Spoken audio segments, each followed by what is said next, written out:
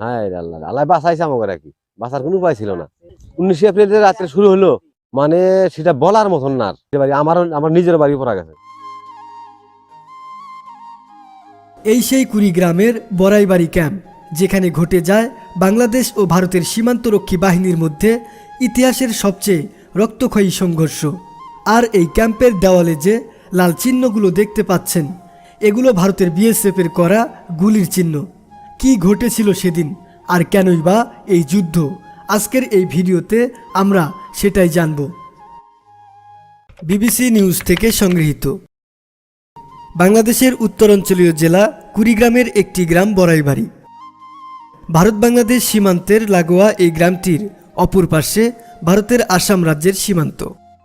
2001 সালের 18 এপ্রিল এই গ্রামেই ঘটে যায় বাংলাদেশ ও ভারতের সীমান্তরক্ষী বাহিনীর মধ্যে ইতিহাসের সবচেয়ে রক্তক্ষয়ী সংঘর্ষ। সেই সংঘর্ষে ভারতীয় সীমান্তরক্ষী বাহিনী বিএসএফের 16 জন সদস্য নিহত হয় এবং বাংলাদেশের তৎকালীন সীমান্তরক্ষী বাহিনী বিডিআর অর্থাৎ বিজিবির 3 সদস্য নিহত হয়। 18 এপ্রিল ভোর রাতে বড়াইবাড়ি গ্রামের কয়েকজন বাসিন্দা কৃষিজমিতে সেচ কাজ দেখতে যান।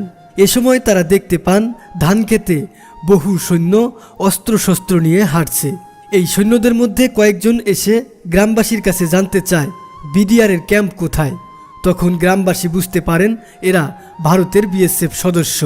বাংলাদেশ সীমান্তের ভিতরে বিএসএফ ঢুকে পড়ার এই খবরটি বেশ দ্রুত বড়াইবাড়ি বিডিআর ক্যাম্পে পৌঁছে দেন সাইফুল ইসলাম লাল। যখন সাইফুল ইসলাম লাল বিডিআর ক্যাম্পে যান, তখন ওই ক্যাম্পে মাত্র 8 জন বিডিআর সদস্য ছিল। খবর শুনে বুকে সাহস নিয়ে মাত্র 8 জন বিডিআর সদস্যই অস্ত্র নিয়ে প্রস্তুতি নেন। হঠাৎ কিছুক্ষণ পরেই শুরু হয়ে যায় ফায়ার। শত শত গুলি চারদিক থেকে এই বিডিআর ক্যাম্পে আসতে শুরু করে। ভোর 5টা থেকে তীব্র গোলাগুলির আওয়াজে প্রকম্পিত হয়ে ওঠে বড়াইবাড়ি গ্রাম ও তার আশেপাশের এলাকা। প্রচণ্ড গোলাগুলিতে গ্রামবাসী তাদের বাড়িঘর ফেলে পালিয়ে যেতে থাকে। হ্যাঁ আল্লাহ আল্লাহ বাঁচাইছে আমাকে আর কি, বাঁচার কোনো উপায় ছিল না। 19 এপ্রিল রাত্রে শুরু হলো, মানে সেটা বলার মতন না। ওরা আলো দিছিল, পুরা রৌমারি রাজীবপুর থানা মনে করেন একবার আলো হয়ে গেছিল। এলাকার গ্রামে 86টা বাড়ি পড়া গেছে। হ্যাঁ, বোমের কারণে ওরা আমার নিজে জ্বালিয়াও দিছে। 86টা বাড়ি আমার নিজের বাড়ি পড়া গেছে। আমার বাড়ি পড়া গেছিল। বিবিসি নিউজ থেকে জানা যায় ভোর 5টা থেকে 11টা পর্যন্ত বড়াইবাড়ি গ্রামে বিভীষিকা মুহূর্ত ছিল। দুপক্ষের মধ্যে প্রচণ্ড গোলাগুলি হয়। বড়াইবাড়ি এই বিডিআর ক্যাম্পের 8 জন সদস্য প্রচণ্ড মনোবল ও সাহস নিয়ে প্রথম 4 ঘন্টা লড়াই চালিয়ে গেছেন। এরই মধ্যে আশেপাশের আরও বিডিআর ক্যাম্প থেকে বিডিআর সদস্য এই বড়াইবাড়িতে আসেন। তারা গ্রামের বিভিন্ন জায়গায় অবস্থান নিয়ে বিএসএফ সদস্যদেরকে প্রতিহত করে। এভাবে 18 এপ্রিল সারাদিন ও রাত গড়িয়ে 19 এপ্রিল রাত পর্যন্ত থেমে থেমে গোলাগুলি চলে। বড়াইবাড়ি সংঘাতে 16 জন বিএসএফ সদস্যের লাশ পাওয়া যায় বাংলাদেশ সীমান্তের ভিতরে। স্থানীয় বাসিন্দা ও তখনকার বিডিআর সদস্যদের দাবি, ওই ঘটনায় বিএসএফের আরও বেশি সৈন্য মারা গেলেও অনেকের লাশ তারা ভারতে নিয়ে গেছেন। আর সেই যুদ্ধে বাংলাদেশের 3 জন বিডিআর নিহত হয়।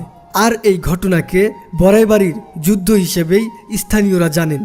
এই সেই বড়াইবাড়ি গ্রাম, এই সেই বড়াইবাড়ি বিডিআর ক্যাম্প, যেখানে এখনও বিএসএফের করা গুলির চিহ্ন দেখা যায়। এমনকি এখানে তৈরি করা হয়েছে একটি স্মৃতিসৌধ, যা মনে করিয়ে দেয় সেই বিভীষিকা মুহূর্ত, মনে করিয়ে দেয় 3 জন নিহত বীর সেনার কথা। যুদ্ধের কারণটা মনে করেন আমরা শুনছি যেটা, যে বাংলাদেশে পাদুয়া বলে একটা জায়গা আছে। ওই জায়গাটা মনে করেন যে এই বাংলাদেশ যখন স্বাধীন হইল, স্বাধীন হওয়ার পর ওইখানে মনে করেন ভারতের ফোসাইনে জায়গা দিছিল, ক্যাম্প দিছিল, বুঝছেন। ওই জায়গাটা কিন্তু রেকর্ডই সম্পদ। পরে ওইটা আর কি বাংলাদেশ আলা বলে দাবি করছিল, মানে ওদেরকে মানে উদাহ করে দিছিল। দেওয়ার পর মনে করেন ওরা ওইটা আর কি টার্গেট করছে যে আমাদের ওই রকম জায়গা কোন জায়গায় আছে। পরে ওরা তালাশ করে পাইছে বড়াইবাড়ি পরে ওরা আবার নাইমে এসে। কিন্তু কেন এই আক্রমণ? কুড়িগ্রাম সীমান্তে বিএসএফ আক্রমণ করার একটি পটভূমি রয়েছে।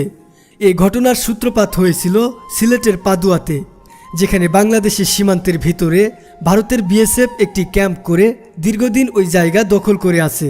সিলেটের পাদুয়ার বিএসএফের ওই ক্যাম্প নিয়ে বাংলাদেশ ও ভারতের মধ্যে কোনো উত্তেজনা ছিল না।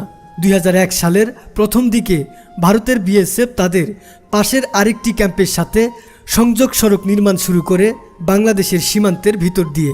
ওই রাস্তা নির্মাণ নিয়ে বাংলাদেশের বিডিআর আপত্তি তুললেও ভারতের বিএসএফ তাতে কর্ণপাত না করে তাদের কাজ অব্যাহত রাখে। এমন অবস্থায় বিডিআরের ওই এলাকায় তাদের একটি অস্থায়ী অপারেশনাল ক্যাম্প স্থাপনের সিদ্ধান্ত নেয়। মেজর জেনারেল ফজলুর রহমান বলেন, আমরা পাদুয়াতে যাই, ওইখানে 3টা ক্যাম্প স্থাপন করি। বিএসএফ ওইখানে 6টা ফায়ার করে। এরপর তারা প্রায় 70 জনের মতো ওইখানে সারেন্ডার করে। আমরা পাদুয়া দখল করে নিয়েছি। মেজর জেনারেল ফজলুর রহমান বলেন, পাদুয়ার ঘটনার এই জের ধরে কুড়িগ্রামের রৌমারী সীমান্তের বড়াইবাড়ি বিডিআর ক্যাম্প দখলের জন্য বিএসএফ বাংলাদেশের ভিতরে ঢোকে।